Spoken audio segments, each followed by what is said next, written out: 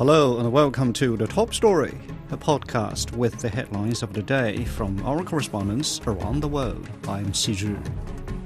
Coming up in this edition, many trading partners of the United States have slammed Washington's latest tariff policy. The second shipment of aid has arrived in quake-hit Myanmar from China. And Israeli Prime Minister Benjamin Netanyahu says Israel is dissecting Gaza to increase pressure on Hamas to release hostages. We begin with the latest tariff policy by the United States. China says it opposes the US side's so-called reciprocal tariffs and will take countermeasures. Commerce Ministry spokesperson He Yadong said the US tariffs violate international trade rules.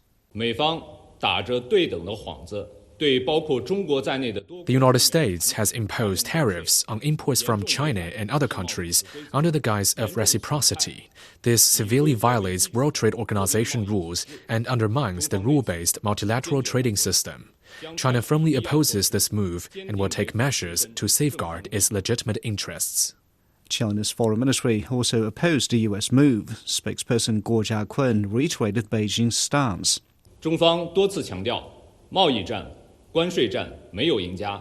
China has repeatedly emphasized that no winners in trade or tariff wars, and protectionism leads nowhere. China urges the US to correct its wrongful practices and engage in consultations to resolve trade disputes with all nations, including China, based on the principles of equality, respect, and mutual benefit. The new tariff policy taxes goods coming into the United States from the Chinese mainland, Hong Kong and Macau a 34% duty.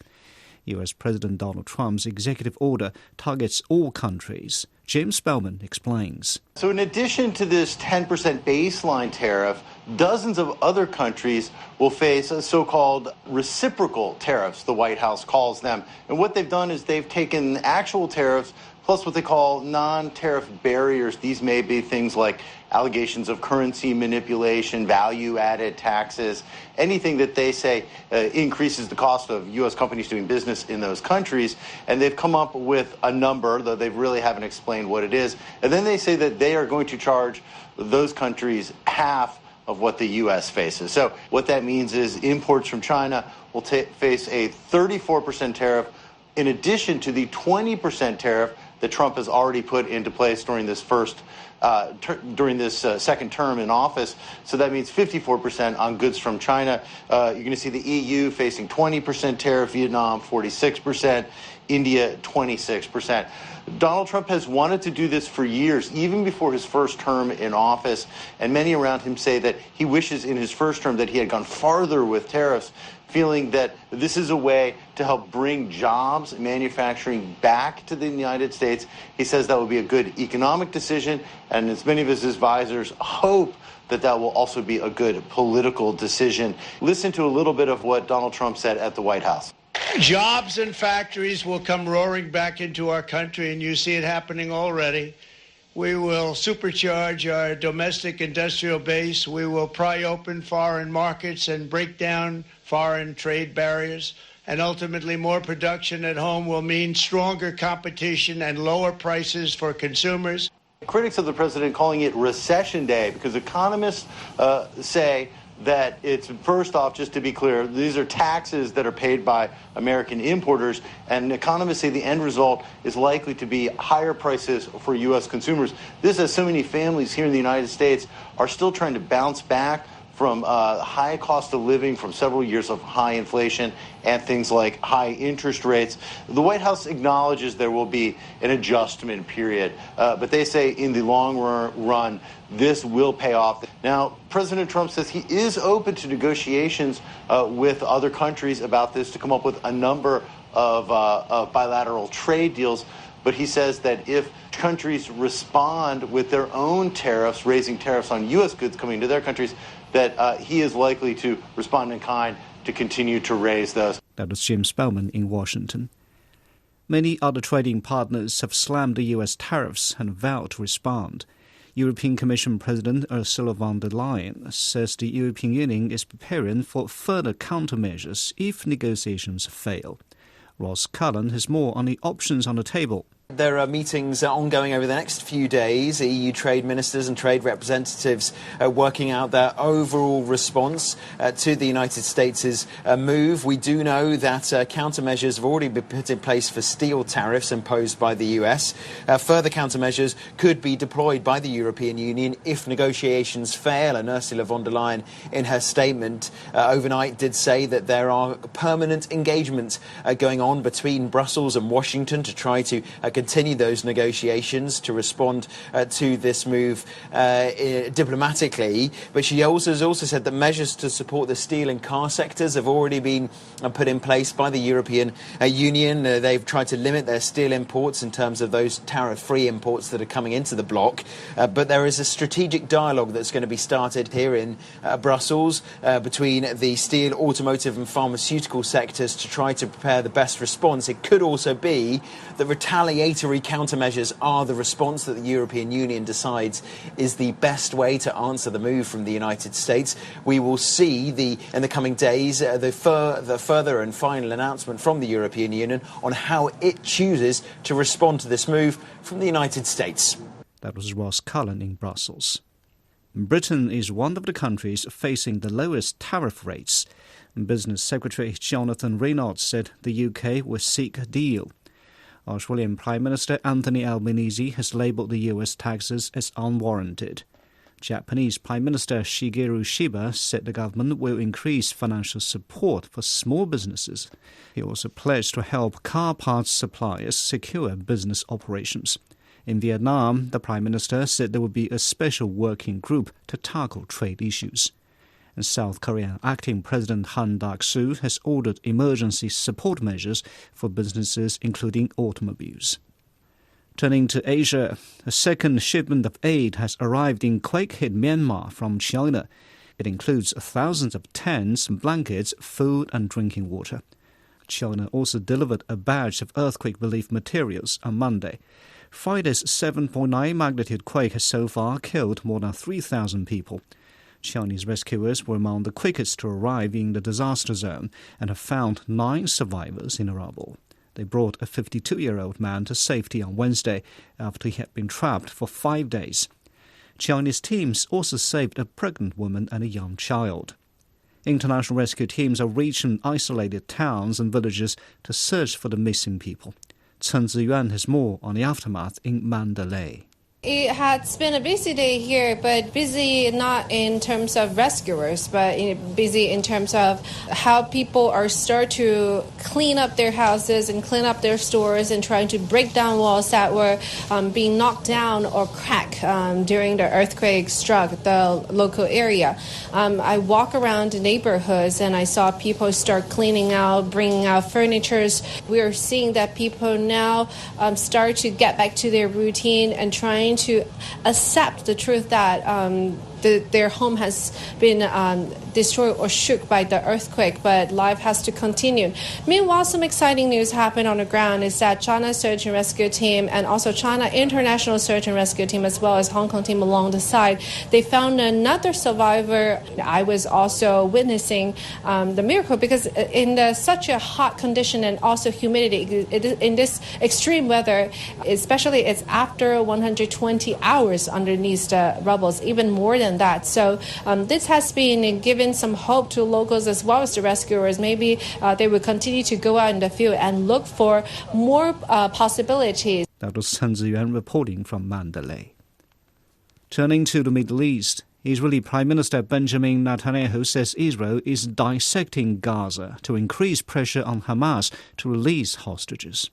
He said the army is taking control of land in southern Gaza. Defense Minister Israel Katz said the Israeli military will seize large areas to create buffer zones and is asking residents to vacate combat areas. As Jonathan Reggett reports, it will begin from Rafah.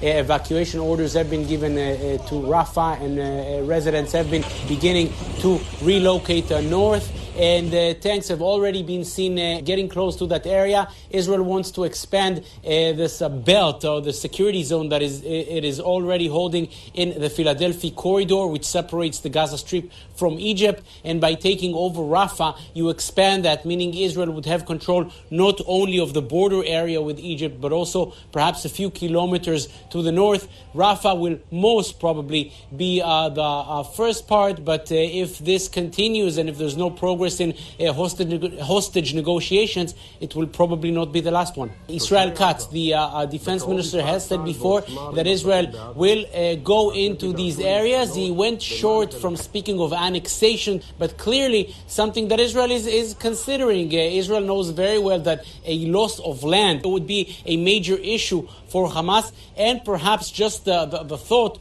of a possible annexation and the Trump plan, which is always hovering above the heads in Gaza, that would perhaps convince Hamas to go into some kind of an agreement, a hostage agreement that would be more beneficial for Israel.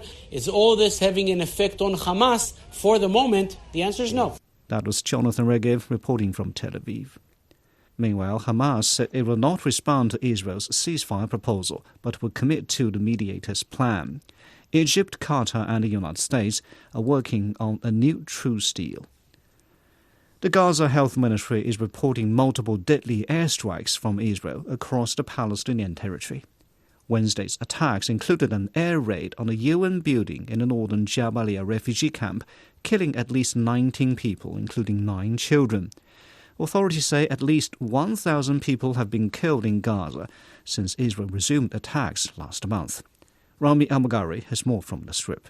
The latest hours witnessed multiple Israeli airstrikes on different parts of the Gaza Strip, including the central Gaza Strip area of Deir al-Balah, where an Israeli airstrike hit a Hamas's police station or a makeshift police station in central Deir al-Balah, killing 2 policemen.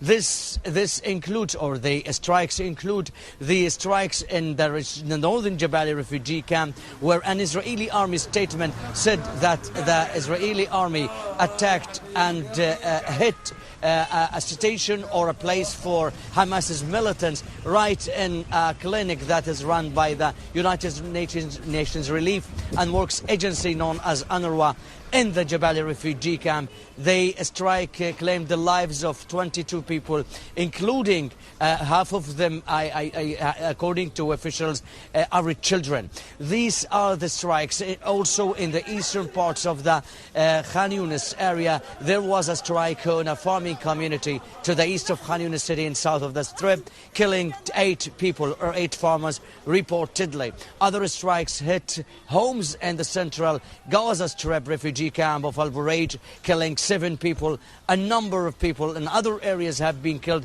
mainly in Khan Yunis city, and also Rafah city now, which is close to Khan Yunis, is now the Israeli army has begun a massive military operation over Rafah, in what Israel says that a massive operation that would eliminate the infrastructure of Hamas, Hamas's militants, and other things related to the Hamas. A ground operation is ongoing now in Rafah, and this could extend to other parts of the Strip, based on Israeli statements that many parts of Gaza will be annexed as part of a security zone for the Israeli army or military over the Gaza Strip. That is Rami Amagari reporting.